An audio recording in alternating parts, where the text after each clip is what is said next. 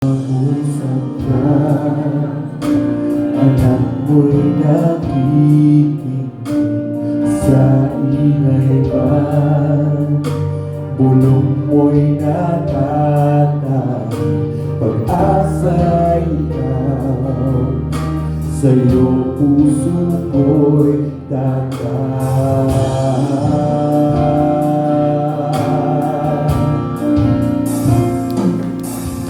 Sandigan ng puso ko ay nahanap sa iyo, Kristo, pangalan mo, kaluluhan mo, kailan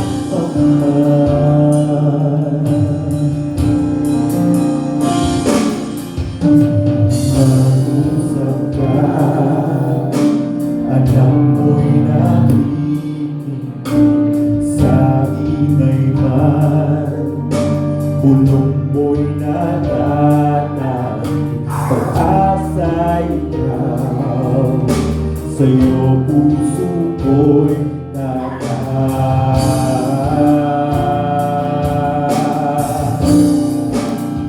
Sandigan ng puso ko ay nahanap sa iyo, Kristo, pangalan mo, kaluluhan ko. Sandigan ng puso ko ay Kristo, pangalan mo, kaluluhan mo,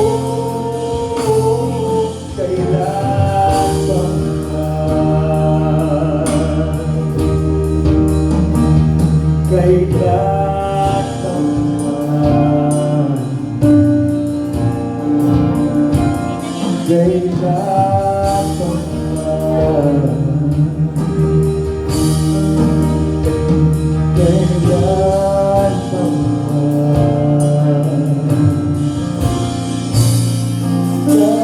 ligtas, kailan may ilalayo, ikaw ang katilasan ko, tinatanggol ng iyong lakas.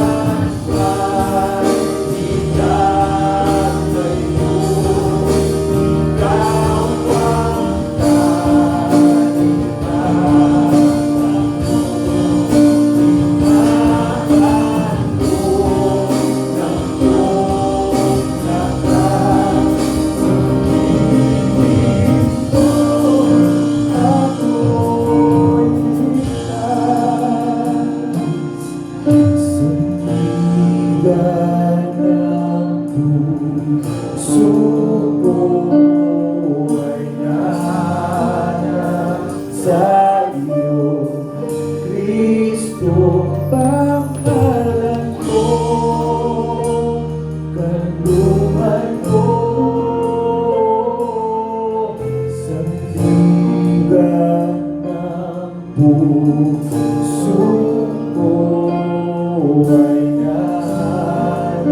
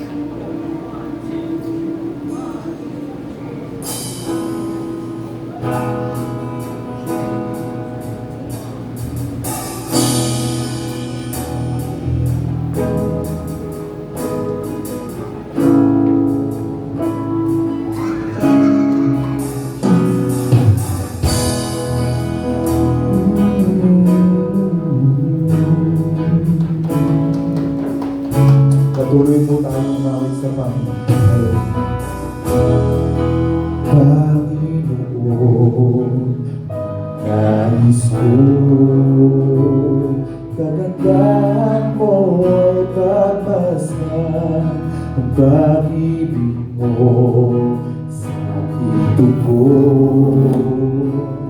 Kaya may ipapabayaan sa iyo lamang. Magtatapuan sa iyo lamang.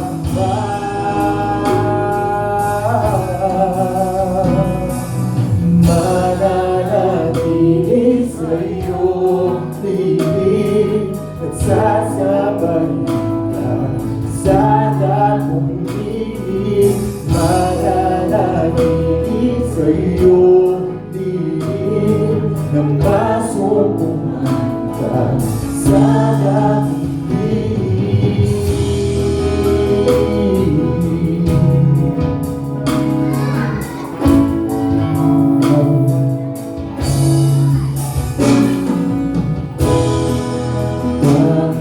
Panginoon, ngalan ko ay kalinga at sandigan ko, magbabago ang ako. Salita mo'y panghahawakan sa iyo lamang. Matatapuan sa iyo lamang.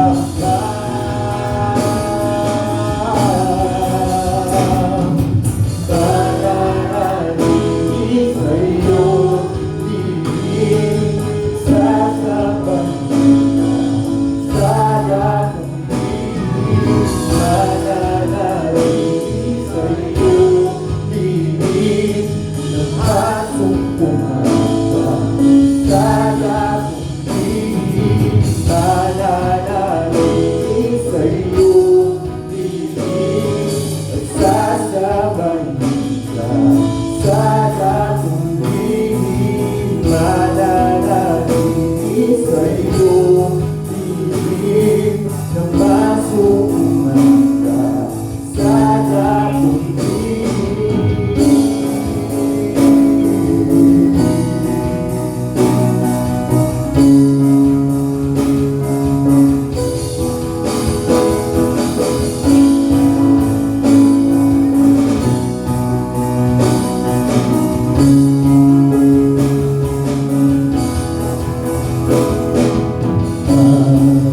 Papuri ko'y kahit sa'yo, sa'yo lamang iniaalay. Panginoon, ang puso ko sa'yo magpapakailanman. Ang papuri ko'y kahit sa'yo, sa'yo lamang iniaalay.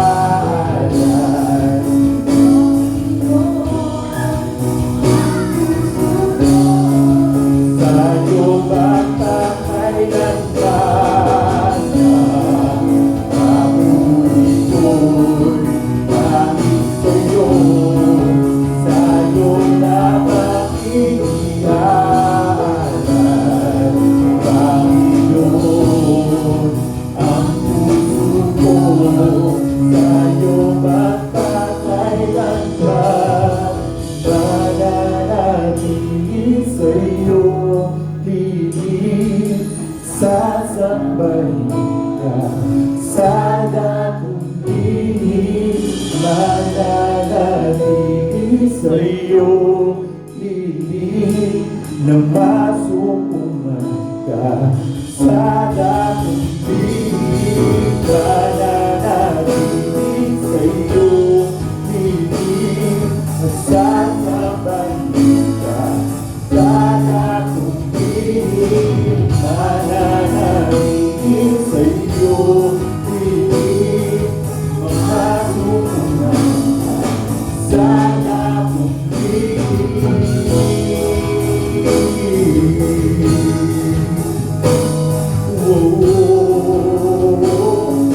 sana kung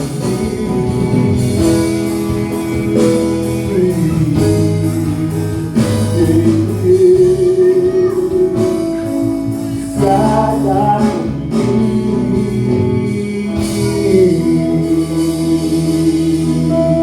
palakpakan po natin ang Panginoon.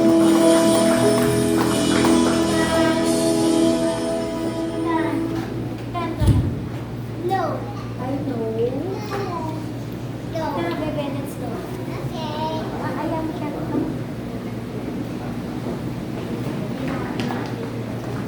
Ayaw mo? Tara, bebe.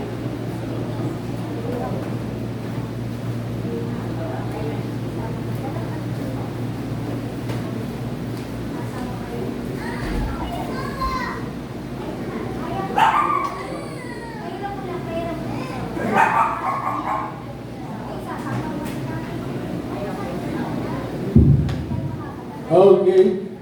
Morning po. Malapit na po ang piyesta sa amin. October 12. Kaya pinahiyahan po namin kayong magbirmi sa inyong tahan. Dahil hindi po kami nag-aaral.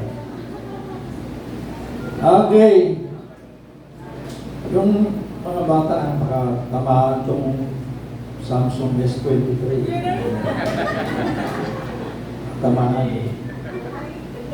Salamat po talaga. No? Talagang na-shock ako. At hindi ako sanay magbago. Palagi silod naman. Alam niyo, basta malakas yan. Pag bibili ako, pag bumili naman ako, Angeles ang longgang ko. Bisya. Gusto mo naman siya. Tara sa Angeles. Bigyan ko 500 gasolina. Bibili ako sa cellphone mo. Palagi lang ako sa ganyan. Kasi nangihinayang po ako. Yung 20,000 bibilin mo, 2 taon lang, 10,000 na lang yun. Palaging gano'n. Pero salamat, pinatikman nyo ang bago. No?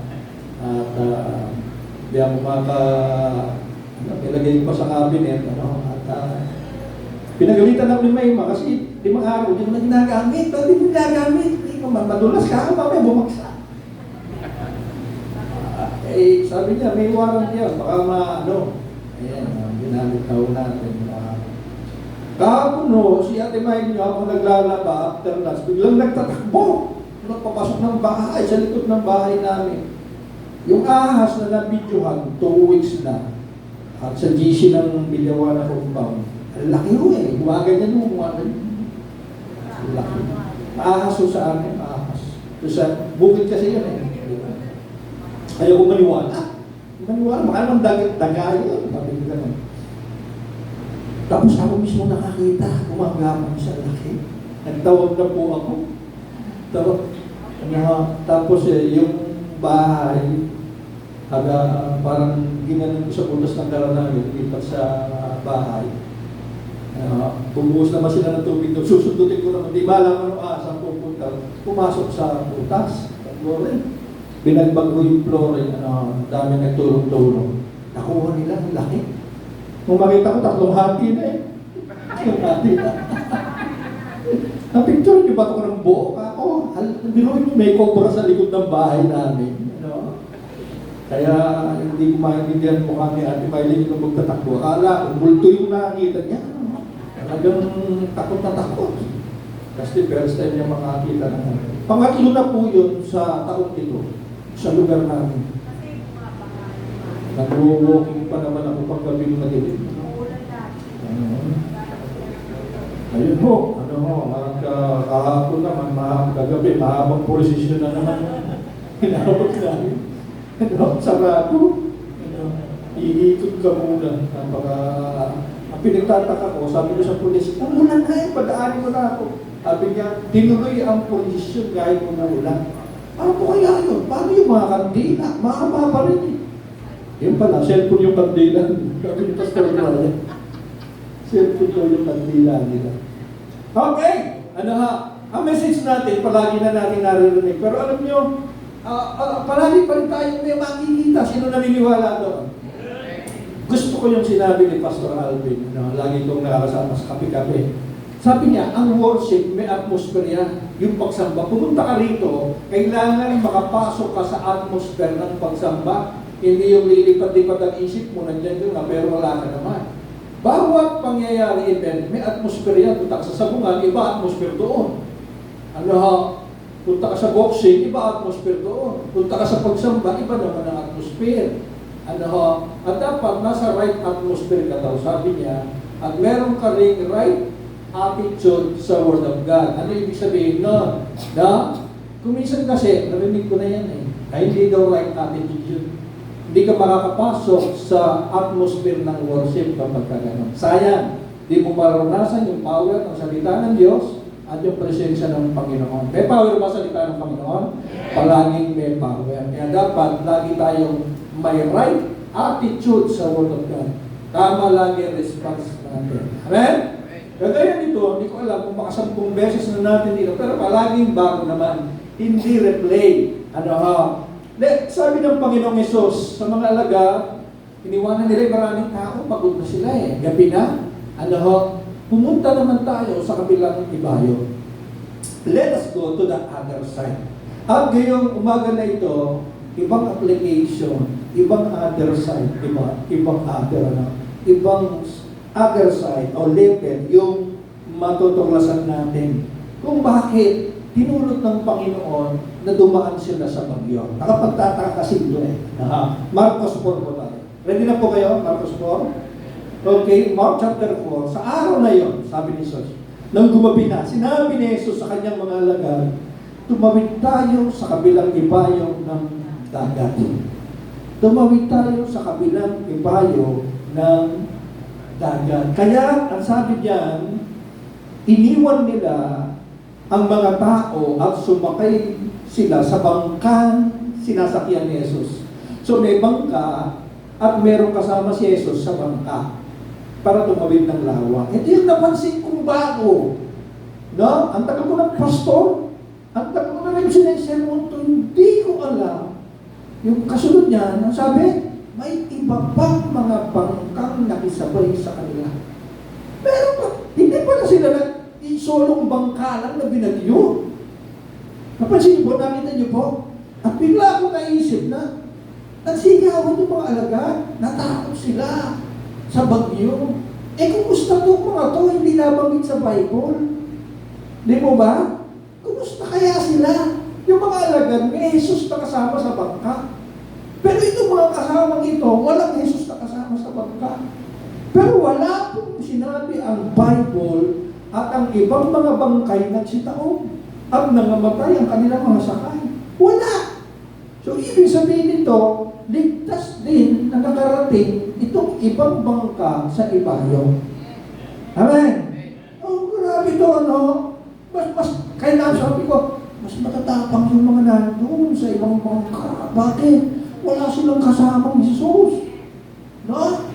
Mga alagad, nandun na sila, nagsigaw pa, natakot, reklamo pa. So, tuloy natin muna, habang naglalaya, inabot sila ng malakas na bagyo, kaya't ang bangkang sinasakyan nila hinampas ng malalaking alon, at ito'y halos mapuno ng tubig. Nakakatakot yan, naranasan na yan. Na yung isang alon lang, mga ngalahati sa tubig yung bangka. Naranasan ko po yun. Tapos ang pinanglilimas mo, lata ng reno, pinanglilimas mo. Pinagagalitan ka pa ng mga kasama mo, yun ang dali mo maglimas na, paspasan mo. Paano ba paspasan yan eh? Nyug yata eh, natatanda ko, baon ng nyug yata yung pinanglilimas mo. Si Jesus ay natutulog doon sa may hulihan ng bangka. Yun natatawa ko. Nakahilig sa isang unan. So, totoo yung si Jesus, natutulog na may unan pa. Tulog talaga. Biruin niya nag-unan pa. Kasi maraming natutulog sa bangka, pasandal, o kahit pa paano lang, di po ba? Hindi naman hubad ko no. Hindi naman po ito yung maluluhong barko, bangka lang po ito, pero si Jesus, may unan. Natulog talaga. Natulog ang Panginoon. Ganon siya kapayapa. Amen? Ganon siya kapayapa. Ano ba't nag-unan pa siya? Hallelujah. So, malalakas yung hangin, tubig, di ba? At narinig nyo, yung tubig nasa bangka na, halos mapuno daw. Ginising siya ng mga alagad, sinabi, Guro, wala pa sa inyo kung mapahamak kami. Ang maganda naman sa mga alagad dito, yung kanilang pagdepende sa guro. Wala silang pag-asa eh. Hindi nila sinabi, Guro, talon na! Alam nila may magagawa ang Panginoon, di po ba? At sinasabi nila, parang ang Panginoon dito hindi nagke-care. Ganun ang tanong nila eh. Parang wala pang ano man sa'yo, nararamdaman namin yung takot namin, yung pangamba namin, lulubog na tayo. Di po ba, natutulog pa kayo, nakaunan pa kayo. Ano? Kaya ang tanong nila, wala ba sa inyo na kami mapahamak? No? Kasi iniisip nila rito, ano iniisip nila? Ay tatapambang ka, no? Kahit na magaling silang magdaragan, pagka kumisan natululog din, malululog sila. Ano ha? Bumangon si Jesus. Ayan na. Bumangon si Jesus. Hindi ano. Sinaway ang hangin, tigil, sinabi niya. At sinabi sa lawa, tumahimik ka. Dalawa, ano? Hangin, tsaka lawa. Napansin niyo ba? No? Parehong kinausap. Kaya sabi ko sa inyo, magsasalita kayo kapag meron kayong sitwasyon, meron kayong problema. Kausapin niyo ta. Kausapin niyo masiksinan. Baka mapakiusapan pa yung problema niyo. At saka yung mga bagyo ng buhay natin, yan ang mensahe niya. No? Kinakausap talaga. Kinakausap talaga. Bigyan, sinabi niya sa lawa. No? Tumahimik ka, sabi naman sa hangin. Tama ba ako? Teka, mali yata. Sinaway ang hangin. Tigil! At sinabi sa lawa, tumahimik ka.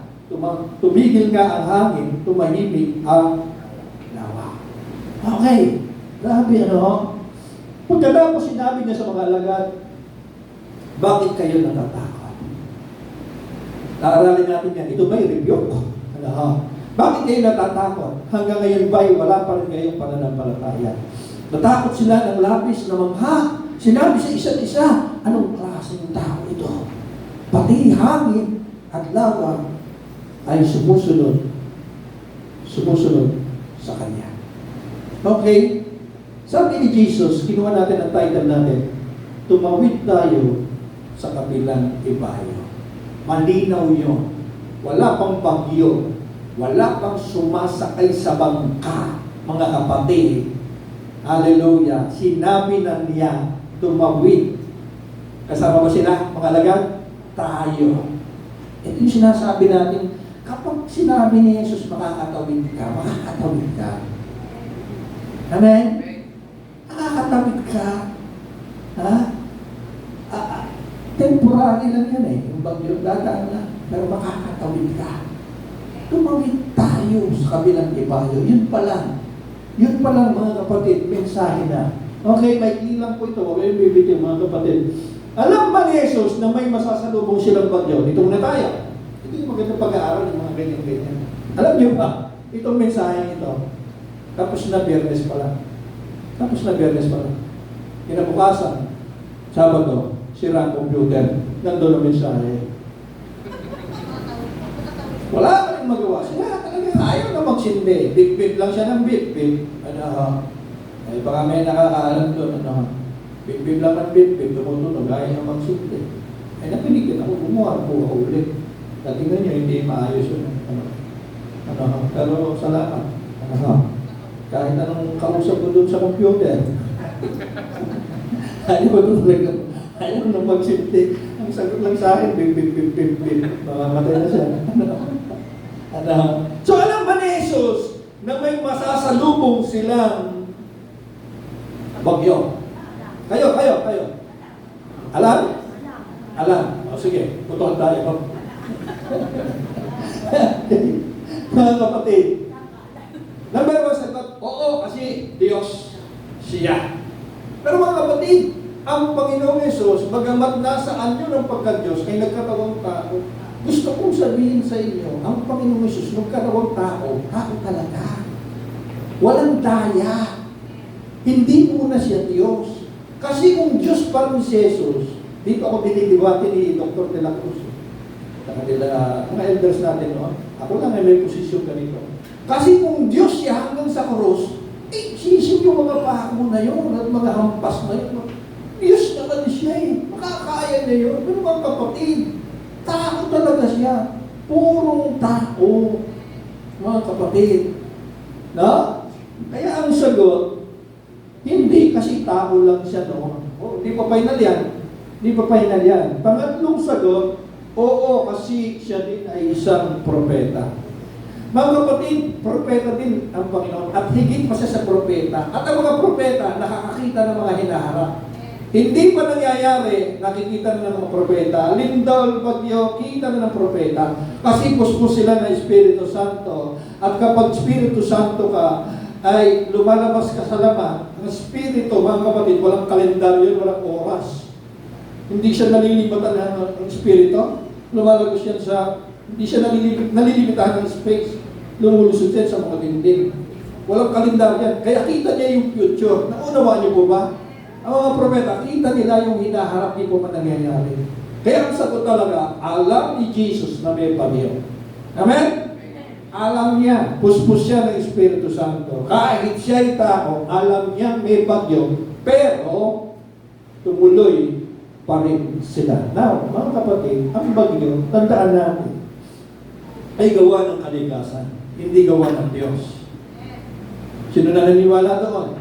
Kung naniwala kayo doon, another level na naman yun. Nakalipat na naman kayo sa kapilang ibayo. Bakit po?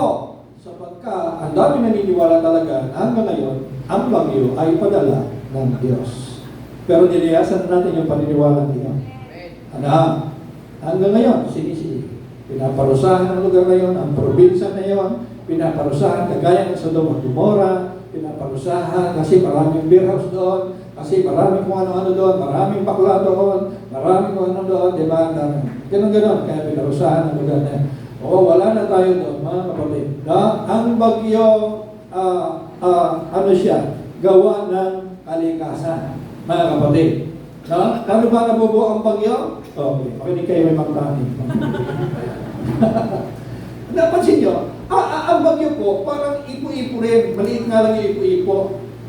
Pag sobrang init, yung transition ng lamig, kaya kadalasan hapon, transition ng init sa lamig, mga kapatid, tribunada ang resulta po noon, makakagawa ng ipo-ipo.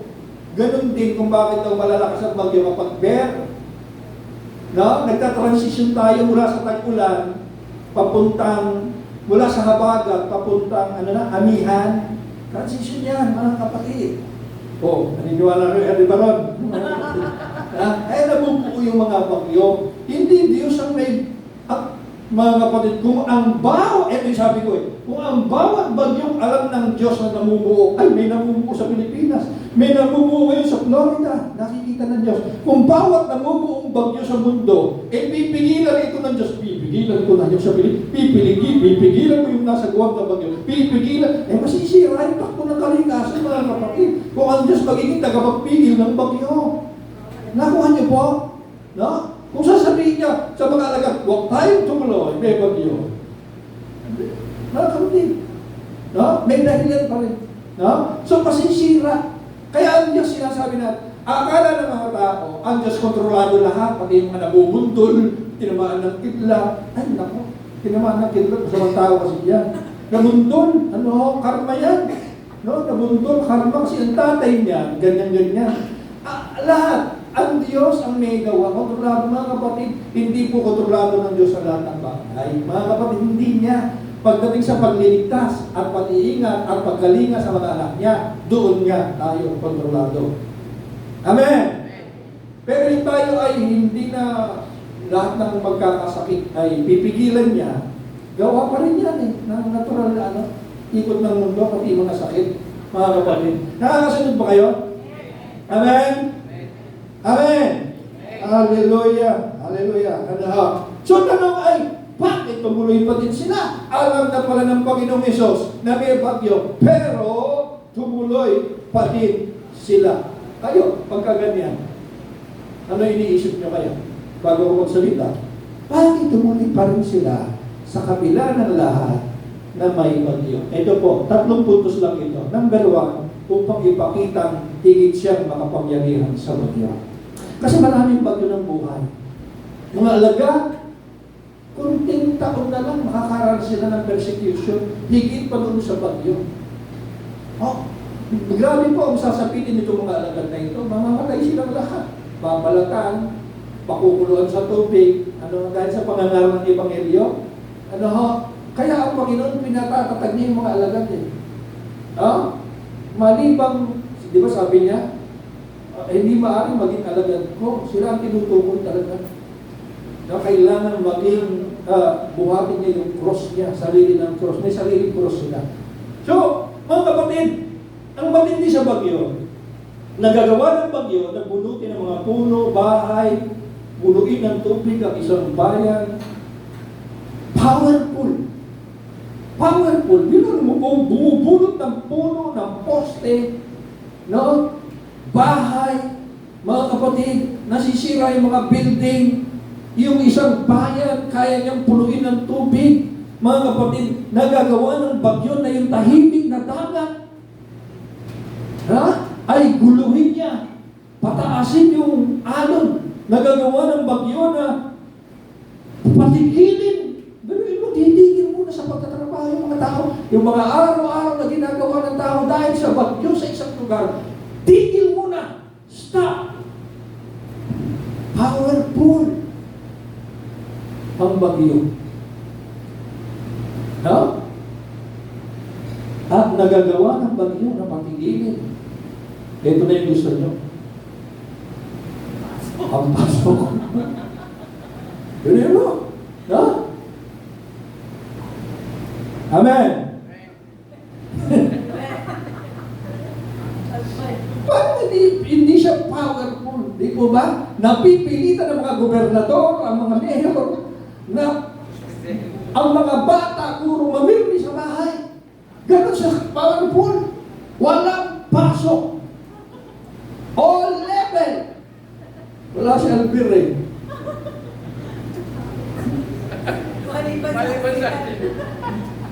Wala si Albert, maliban sa Arsenal. Okay.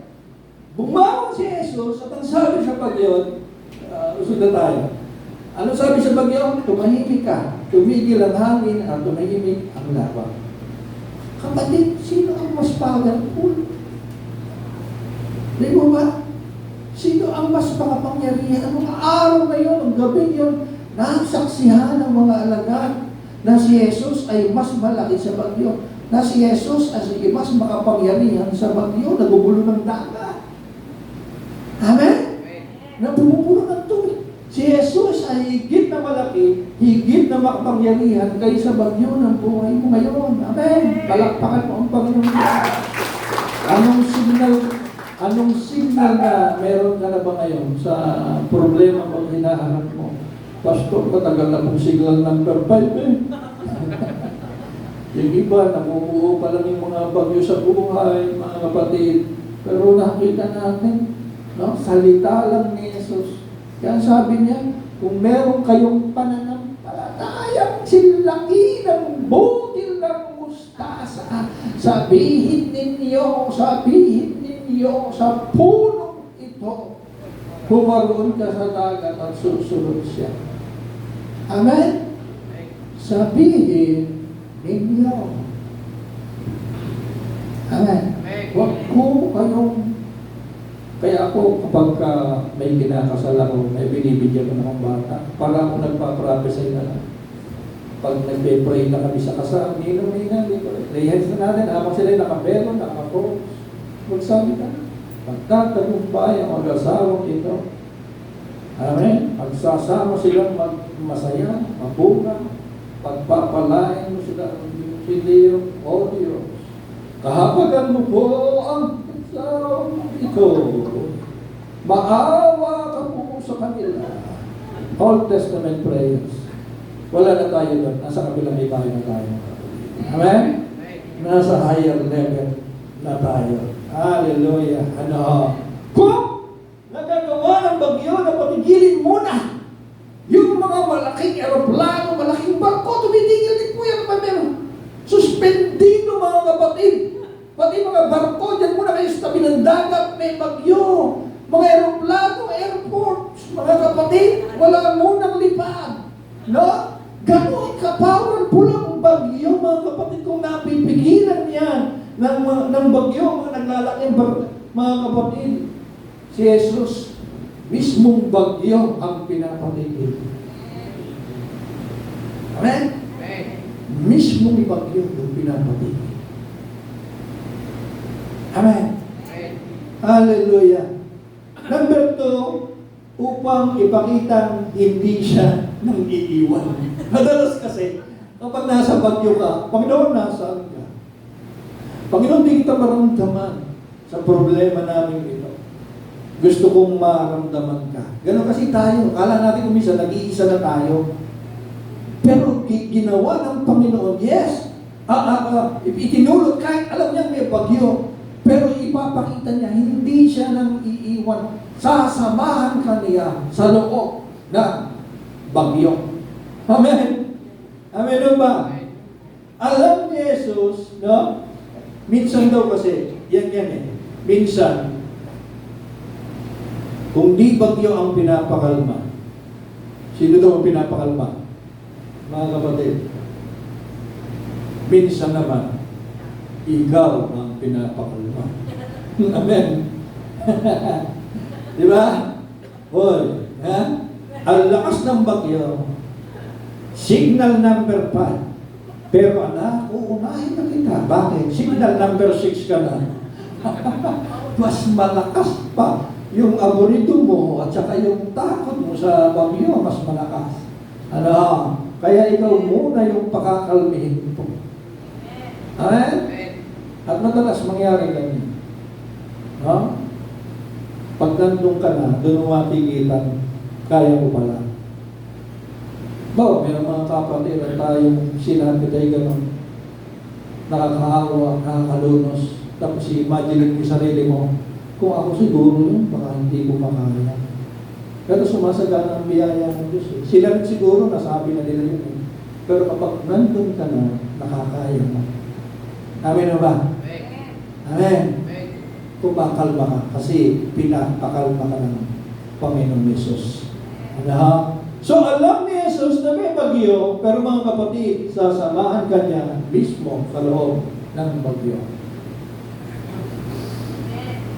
Amen. Sabi nga din sa Deuteronomy, sabi rito, the Lord Himself, Old Testament yan, pero parang tayo sumala, pag maganda ang revelation ni Moses, kinukuha natin.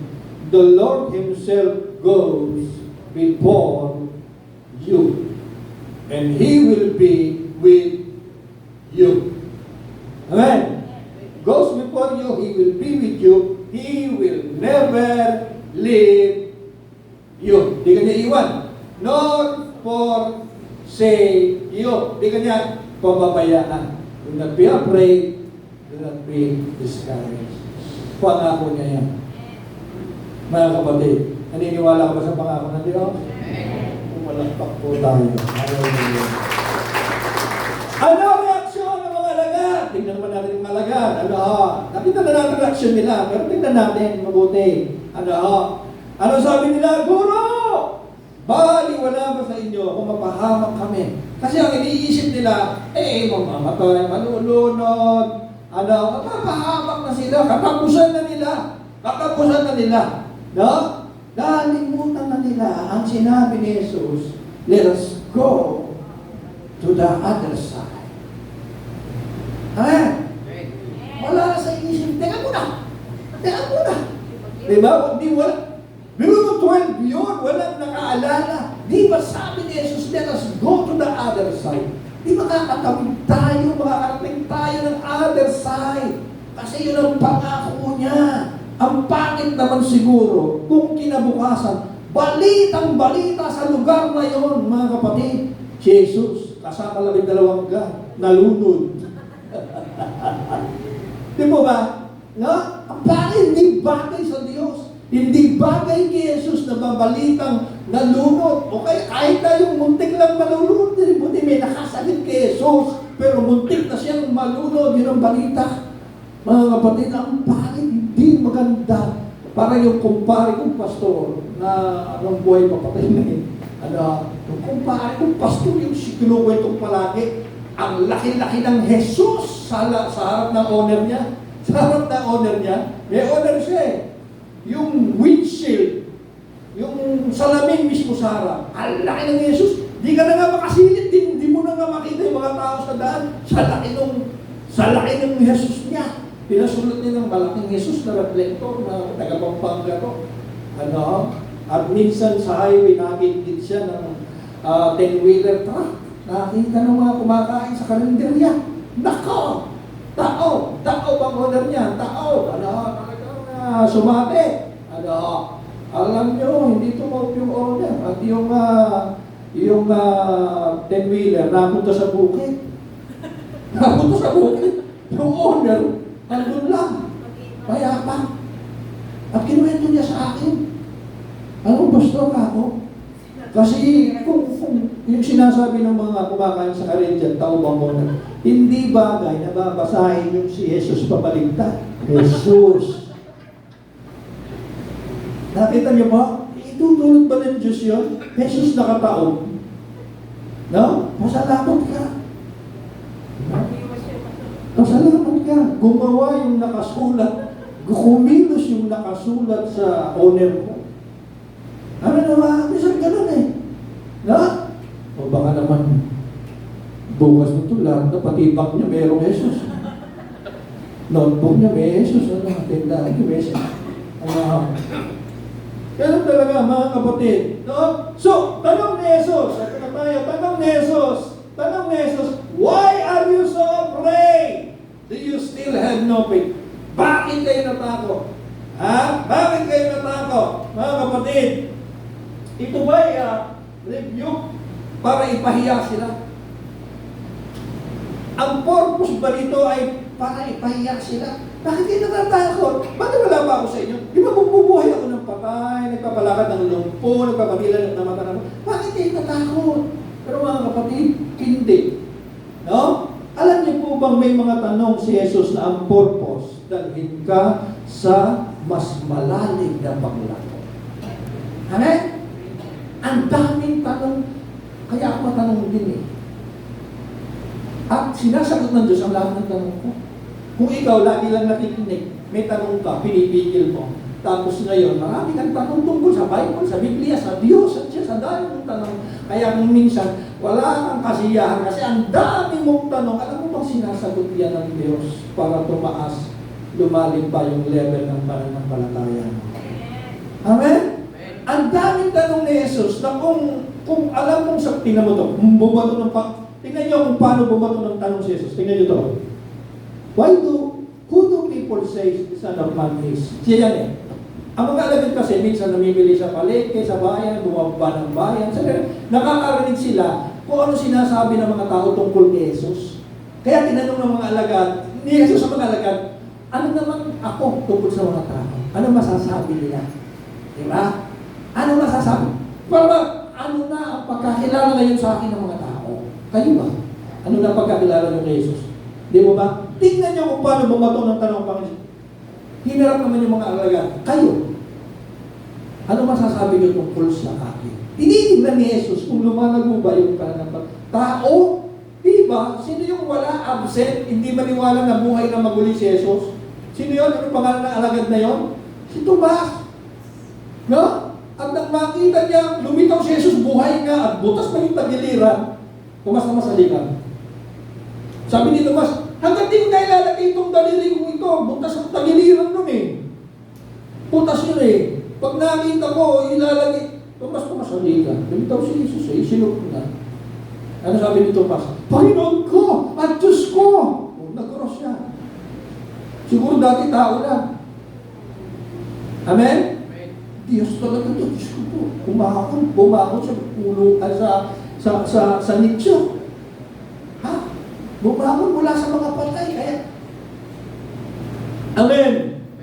Amen? No? Tingnan niyo pa ang tanong ni Jesus, oh. Nagdududa sila, nagugutom na naman sila. Ano sabi niya? Nung pinakain natin yung mga tao, ilang tinapay na tira?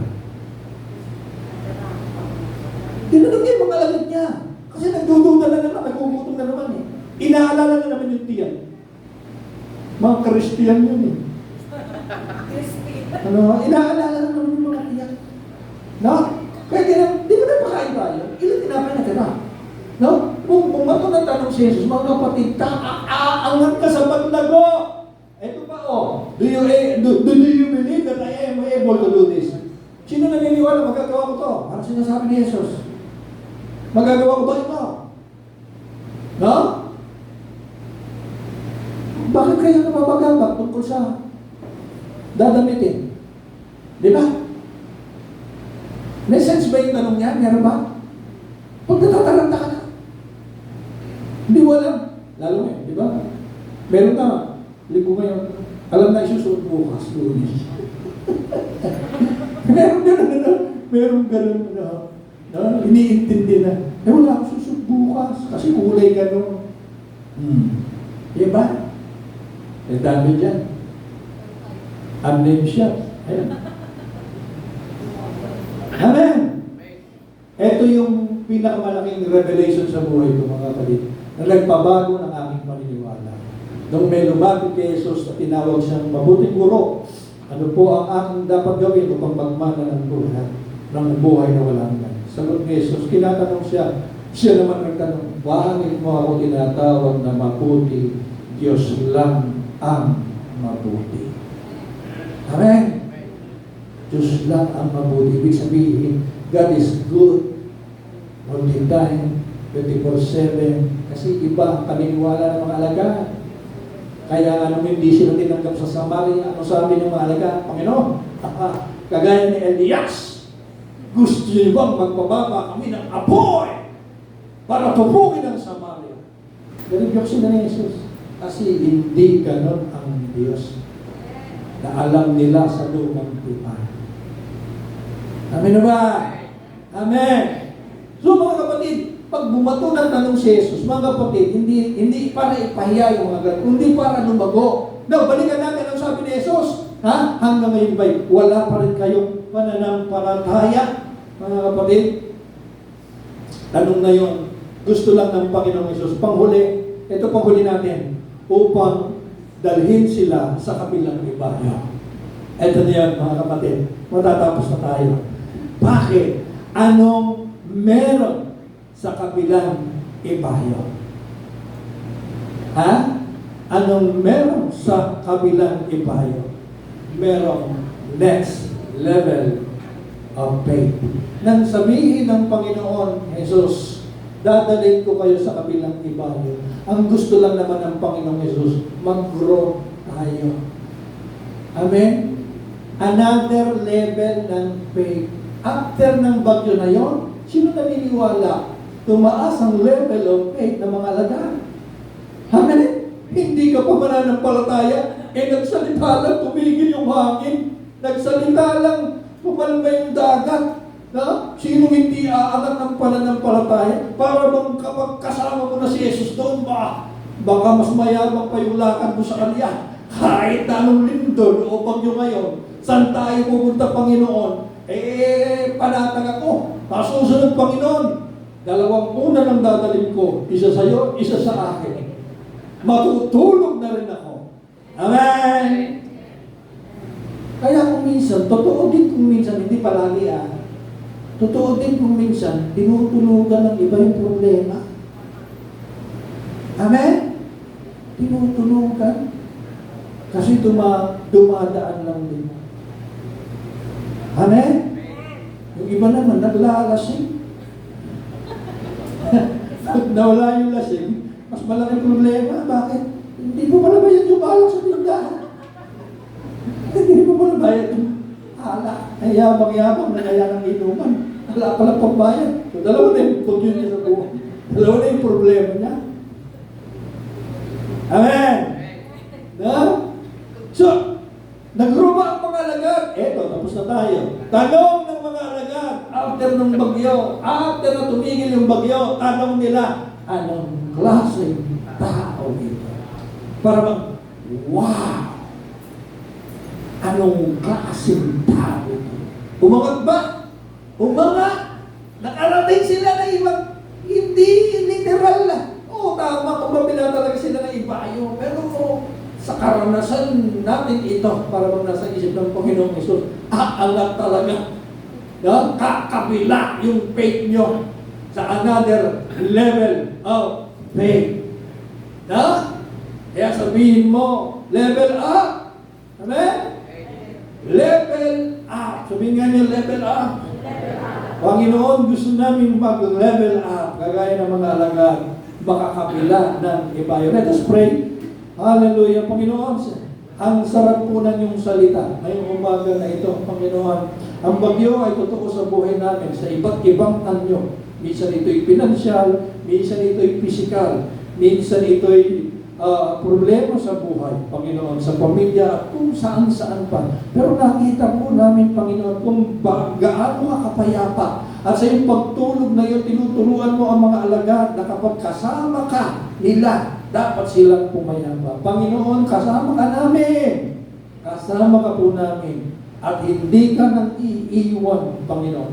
Sinasamaan mo kami sa kahit anong bagyo ng buhay. Dahil dito, Panginoon, pangako mo rin sa amin pati ang iyong kapayapaan, Panginoon. Salamat po at sa iyong pagsaway, Panginoon, sa hangin, sa tubig, sa dagat. Pinapakita mo, Panginoon, ikaw ang humaharap sa anumang bagyo ng buhay namin. Ikaw ang nagpapatigil nito, Panginoon.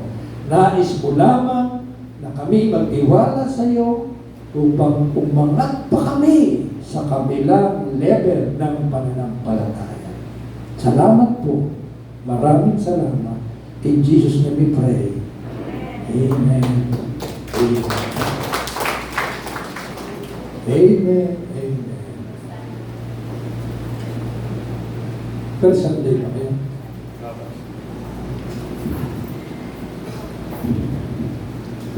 Amen. Napaganda po ng mensahe na ating pinagsaluhan ngayong umaga pong ito. Sino na sa inyo yung nasa kabilang ibayo? Amen. Di ba? Nasa Malabya, yung kabila ng ibayo, Malabya na po yun. Di ba? Yung kabila naman, Tinihero. But thank you, salamat sa ating pastor sapagkat alam naman natin na sa lahat ng klase ng bagyo, alam natin, kasama natin ang Panginoon. At doon na tinuturutan tayo upang sa ganon, mas lalo pang